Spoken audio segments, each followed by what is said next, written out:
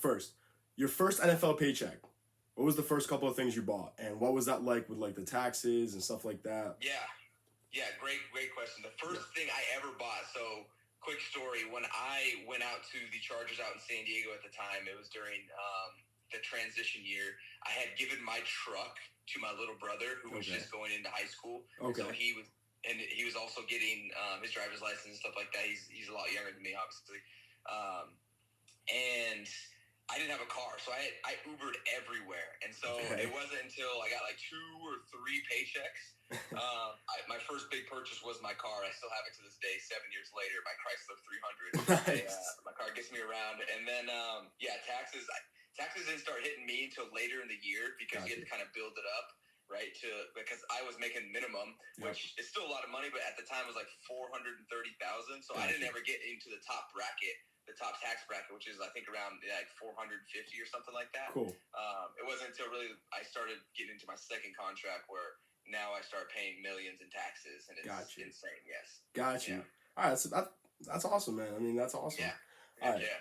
Next, all right. So obviously Taylor Swift has been everywhere over the NFL. From a player's point of view, how do you feel about the situation? I think that it had its rightful recognition. Yep. Right. I think that's definitely something that deserves some recognition. Taylor Swift is obviously a legend in her career, in her space. Absolutely. And it's made a huge influence. And so is Travis Kelce within his space. And so them getting together, whether it's they're dating, I don't even know. Yeah. I don't try to Who knows?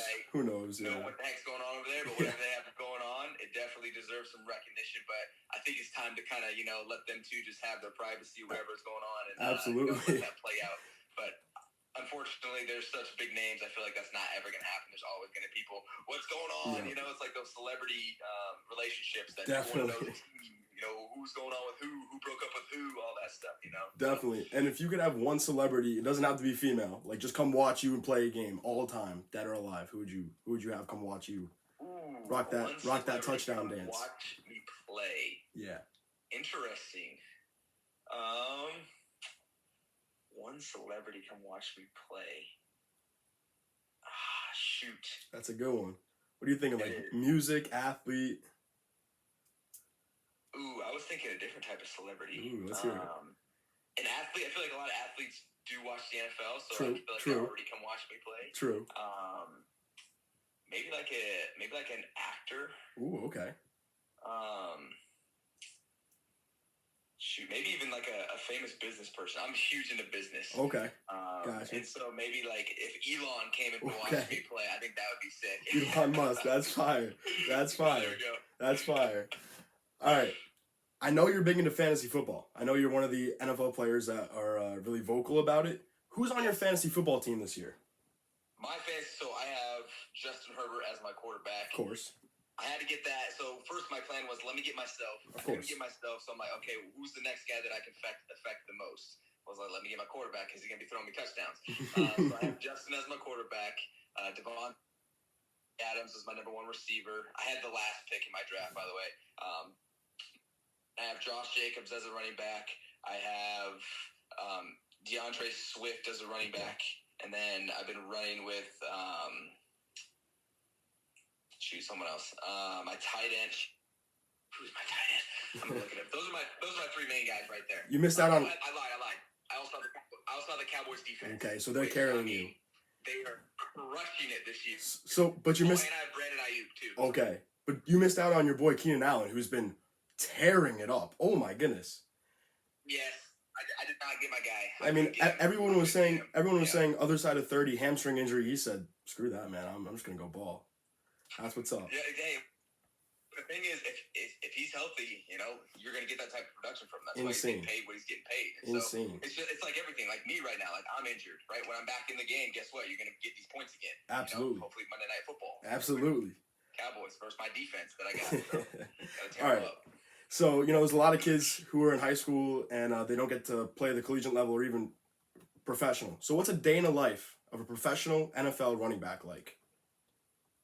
Wow. Ooh, I feel like you're asking a very unique individual question, too, because I have a lot going on outside of football. But day in the life of an NFL running back right now, I wake up Right now, I wake up at about 5:30 a.m. I'm a 5:30 a.m. guy because I have my first meeting at about 6. With one of my team outside of football. Just it kind of helps me get going. I'm running this Discord channel that I have going on, so I do like a little setup call with him. Then I go in for treatment at 7:30. Get some treatment on my ankle that I've been rehabbing a little bit. Get a workout in at 8:30, and then that leads into meetings. Meetings go into walkthrough. Walkthrough goes into practice. Practice goes into post-game or post-practice meetings. And then we have individual meetings at the very end of the day, and then we're out. So a lot of meeting, practice, workout, meetings, and then doing it all again the next day. Yeah, so you're a busy guy. It's a lot more than just wake up, show up on Sunday, and go ball out. Yeah, it's a full-time job. For us, right, we're looking at every little intricacy that we can to help ourselves get an edge, right? Whether Absolutely. that's, the defensive, tendencies, their blitz patterns, all these different things that we try to break down week to week so that we know what we're prepared for, and so that we're not, looking like a bunch of, dummies out there getting crushed. So absolutely, there's a lot that goes into it. Definitely. All right, can you rank top 5 quarterbacks in the NFL? Top 5 quarterbacks in the NFL currently right now? Right now, your top 5. Right now, wow. Well, shoot, I feel like, the season's still early. Absolutely. So I feel like there's a lot more that has to be played out. Absolutely. But I got to put my guy at number 1. Of course. I got to rep Jay Herb. He's been doing his thing. Only has, I think, one interception through the first 4 games. That's what I'm talking about. Whatever, thousands yards that he has right now already. Of course. Patrick Mahomes is going to be up there as well. Yep. Shoot. Who else?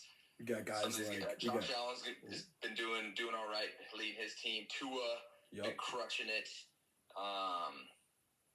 Who else? I'm trying to think of any of these rookies that maybe I could give him a little shout out. Stroud's been having a year. He has.